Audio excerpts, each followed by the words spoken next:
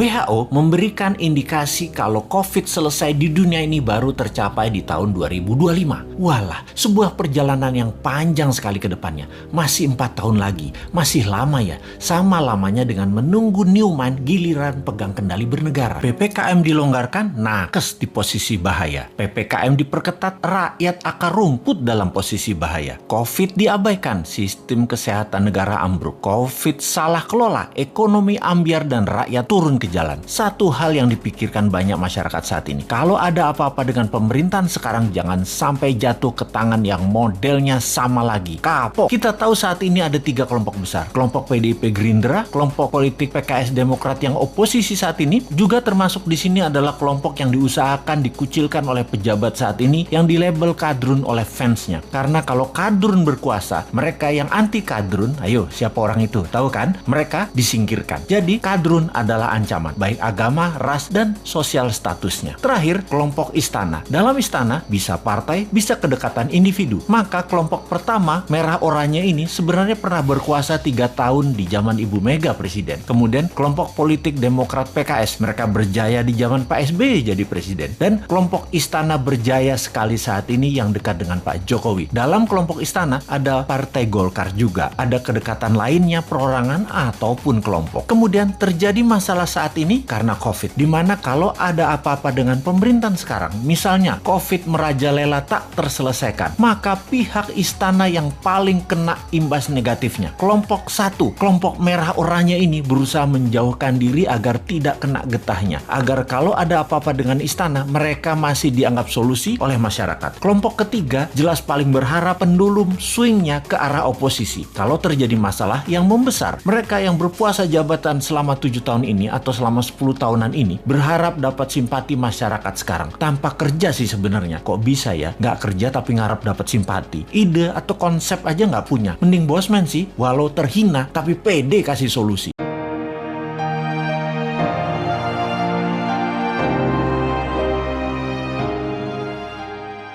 WHO memberikan indikasi kalau COVID selesai di dunia ini baru tercapai di tahun 2025. Walah, sebuah perjalanan yang panjang sekali ke depannya. Masih 4 tahun lagi, masih lama ya. Sama lamanya dengan menunggu Newman giliran pegang kendali bernegara. Baik, kita bahas lebih dalam tentang pandemi ini. Dalam kacamata perang, sesungguhnya saat ini adalah masuk kategori perang dunia ketiga. Perang dunia secara harafiah, ya artinya ada musuh bersama. Musuh bersama saat ini adalah makhluk tak terlihat, makhluk kasat mata. Karena masuk kategori perang, maka pasti ada tumpah darah, ada casualties. Yang ujungnya ada yang menang, ada yang kalah. Karena masuk kategori perang, maka sesungguhnya strategi bernegara harus pakai war mode, strategi perang. Dalam strategi perang, jurusnya cuma satu, survival, harus hidup.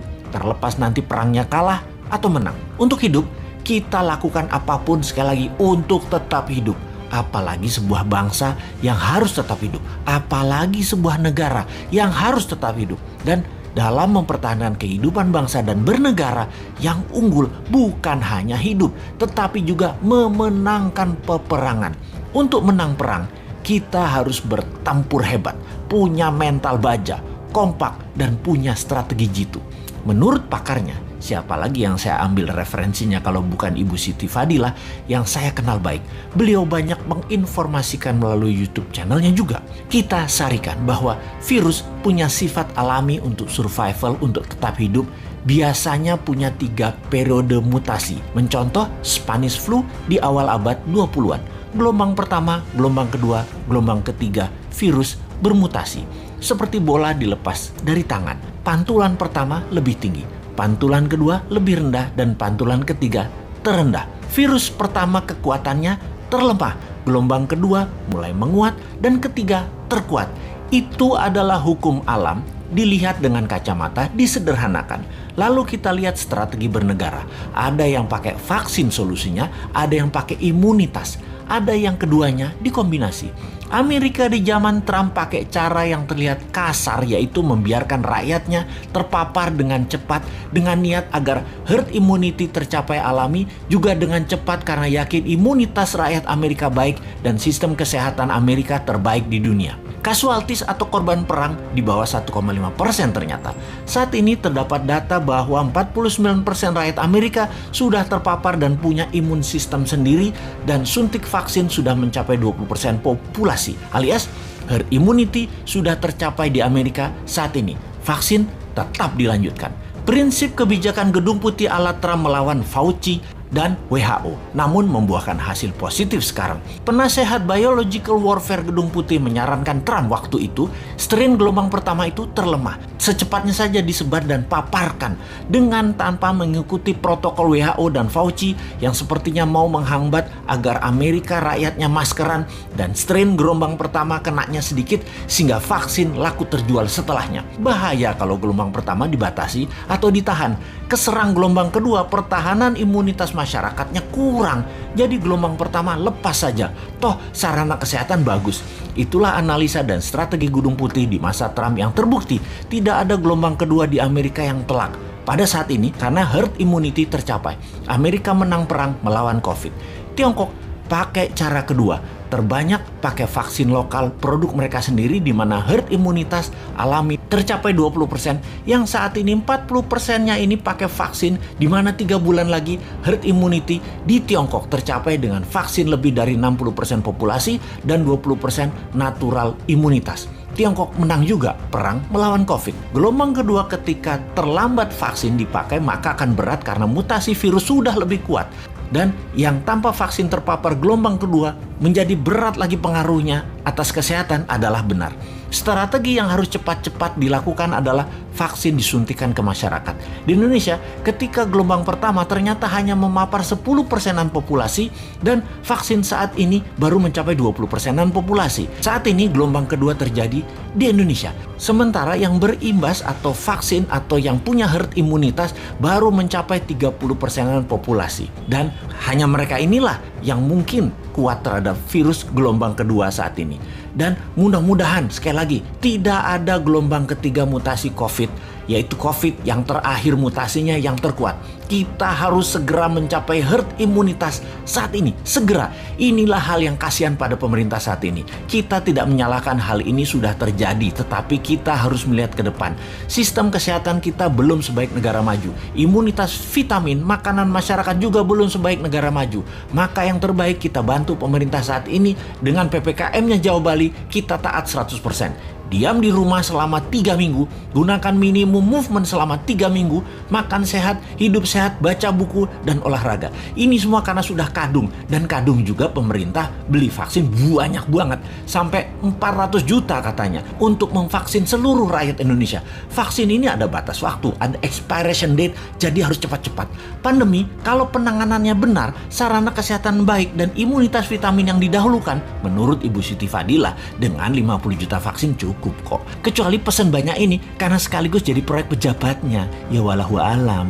PPKM dilonggarkan, nakes di posisi bahaya. PPKM diperketat, rakyat akar rumput dalam posisi bahaya. COVID diabaikan, sistem kesehatan negara ambruk. COVID salah kelola, ekonomi ambyar dan rakyat turun ke jalan. Satu hal yang dipikirkan banyak masyarakat saat ini. Kalau ada apa-apa dengan pemerintahan sekarang, jangan sampai jatuh ke tangan yang modelnya sama lagi. Kapok. Maka mata orang pun menatap para calon dan kelompok yang ada, juga partai yang ada, dan mulai mereview satu persatu. Kita tahu saat ini ada 3 kelompok besar. Kelompok PDIP Gerindra, kelompok politik PKS Demokrat yang oposisi saat ini, juga termasuk di sini adalah kelompok yang diusahakan dikucilkan oleh pejabat saat ini yang dilabel kadrun oleh fansnya. Karena kalau kadrun berkuasa, mereka yang anti kadrun, ayo siapa orang itu? Tahu kan? Mereka disingkirkan. Jadi kadrun adalah ancaman, baik agama, ras, dan sosial statusnya. Terakhir, kelompok istana. Dalam istana bisa partai, bisa kedekatan individu. Maka kelompok pertama, merah oranye oranye ini sebenarnya pernah berkuasa 3 tahun di zaman Ibu Mega presiden. Kemudian kelompok politik Demokrat PKS, mereka berjaya di zaman Pak SBY jadi presiden. Dan kelompok Istana berjaya sekali saat ini yang dekat dengan Pak Jokowi. Dalam kelompok Istana ada Partai Golkar juga. Ada kedekatan lainnya perorangan ataupun kelompok. Kemudian terjadi masalah saat ini karena COVID. Dimana kalau ada apa-apa dengan pemerintahan sekarang, misalnya COVID merajalela tak terselesaikan, maka pihak istana yang paling kena imbas negatifnya. Kelompok satu, kelompok merah oranye ini berusaha menjauhkan diri agar tidak kena getahnya. Agar kalau ada apa-apa dengan istana, mereka masih dianggap solusi oleh masyarakat. Kelompok ketiga jelas paling berharap pendulum swingnya ke arah oposisi. Kalau terjadi masalah yang membesar, mereka yang berpuasa jabatan selama 7 tahun ini atau selama 10 tahunan ini berharap dapat simpati masyarakat sekarang. Tanpa kerja sih sebenarnya. Kok bisa ya? Nggak kerja tapi ngarap dapat simpati. Ide atau konsep aja nggak punya. Mending bosman sih, walau terhina tapi pede kasih solusi. Kalau COVID berkepanjangan, ekonomi dan kesehatan masyarakat di titik terbawah, maka kelompok istana yang paling gedabrukan, panik, bingung, dan coba atur banyak hal sendirian bernegaranya. Bisa saja shuffle sana sini seperti ubah Panglima TNI, geser Ketua BIN, geser pejabat di TNI, geser reshuffle kabinet yang minor-minor, mencari bantuan asing. Pokoknya yang gulung komeng, gelundang-gelundung kerja